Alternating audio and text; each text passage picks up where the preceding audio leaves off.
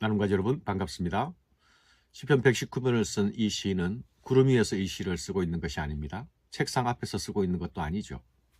이 시는 땅에서 부르는 노래요, 광야에서 부르고 있는 노래입니다. 시인의 율법 찬양과 말씀 사랑을 보면 마치 우리와는 다른 세상에 존재하는 다른 사람같이 느껴질 수도 있습니다. 그러나 그렇지 않지요. 이 시인은 우리처럼 눈물과 탄식이 있는 거친 길을 걷고 있습니다. 하나님을 두려워하지 않는 교만한 자들, 권력을 가진 자들이 힘없는 사람을 괴롭히는 그런 세상의 한가운데 서 있는 것입니다. 신앙적인 열정이 있고 하나님을 사랑하는 사람이라고 해서 거룩한 삶이 저절로 사라지는 것은 아니죠. 세상은 그런 사람을 가만히 있지 못하게 흔들어 댑니다. 오늘 말씀의 3년과 사연은 시인이 처한 적대적인 관계가 주요 배경이 되고 있습니다. 대적자들이 있습니다. 싸움이 있습니다. 그 현실 속에서 살아남아야 하는 치열한 쟁투가 있는 것이죠. 자신을 주의 종으로 자처하는 시인은 그 처한 환경이 매우 처절합니다. 시인은 자신의 현재를 이렇게 말하고 있죠. 나는 땅에서 나그네 된 자입니다. 안전한 처지가 아니고 불안하고 위태로운 처지라는 것이죠. 내가 주의 말씀을 바라다가 이 몸이 사그라졌습니다. 나에게 치욕과 멸시를 치워버려 주십시오. 내 영혼이 진토에 붙었습니다. 거의 죽게 되었다는 말입니다. 내 영혼이 눌림으로 말미암아 녹아내리고 있습니다. 라고 말하고 있습니다. 사랑하는 여러분, 주의 말씀대로 살면 비바람도 없고 풍랑도 없는 그런 삶이 되면 얼마나 좋겠습니까? 혹 거친 풍랑을 만난다 하더라도, 태풍을 만난다 하더라도 말씀 한번 보고 기도 한번 하면 풍랑이 그치고 태풍이 멈추어 버린다면 얼마나 좋겠습니까? 그러나 신앙생활은 그렇게 간단하지도 그렇게 녹록하지도 않죠. 시인이 처한 현실은 결코 우리보다 낫지 않습니다. 하지만 시인은 그 가운데서도 철저하게, 처절하게 하나님의 말씀을 붙들고 씨름하고 있습니다. 삶의 자리가 치열할수록 더 치열하게 말씀 앞으로 나아가고 있는 것이죠. 시인은 이런 상황 속에서 이렇게 기도하고 있습니다. 주의 종을 후대하여 살게 하소서, 살게 하소서. 이 말은 내가 주의 복을 보게 해주십시오, 주의 복을 누리게 해주십시오 라는 말입니다. 시인이 구하는 복의 내용이 무엇입니까? 시인은 자신이 처한 환경을 제거해달라고 구하지 않죠. 적대자들을 처리해달라고 구하지도 않습니다. 시인은 다른 것을 구하고 있습니다. 무엇입니까? 내 눈을 열어서 주의 율법에서 놀라운 것을 보게 하소서. 주의 법에 놀라운 것을, 기이한 것을 보게 해주십시오 라고 말합니다. 시인은 마치 지금 자신의 눈이 닫혀 있는 것처럼 말하고 있죠. 특별히 말씀에 대하여 자신의 눈이 닫혀 있음을 고백하고 있습니다. 시인은 자신이 처한 어려운 환경을 어떻게 돌파해 나가려 하고 있는 것입니까? 자신이 만난 문제를 가지고 말씀 안으로 들어가서 말씀과 씨름하며 말씀에서 답을 얻어내겠다는 것입니다. 그런데 말씀이 닫혀 있습니다. 그래서 내 눈을 열어달라 합니다. 말씀을 깨닫게 해달라고 구합니다.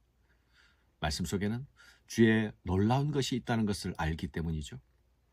말씀에는 하나님의 능력이 있습니다. 말씀에는 하나님의 지혜도 있습니다. 말씀 속에서는 우리가 알지 못하던 하나님의 길이 있습니다. 시인은 이것을 알기에 주의 놀라운 것, 그것을 보게 해 주십시오 라고 말하고 있습니다. 그러나 이 말씀의 지혜와 이 말씀의 능력이, 이 말씀의 신비가 그냥 열리지 않습니다. 보이지 않는 것이죠.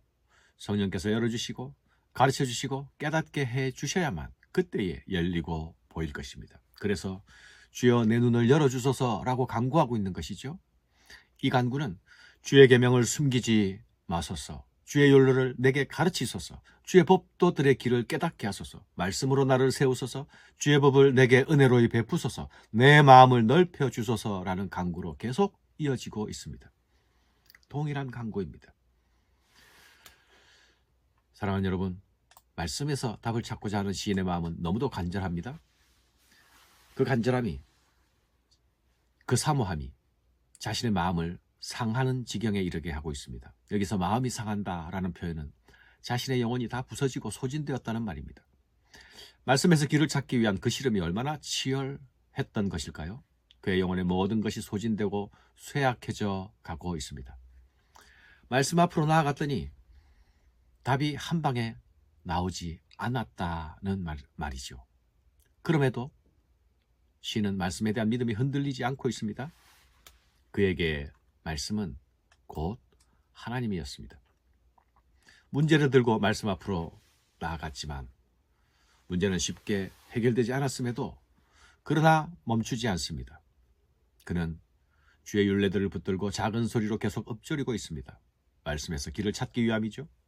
말씀에서 충고와 조언을 듣기 위함입니다. 그것을 위해 계속 말씀을 생각하고 묵상하고 음미합니다.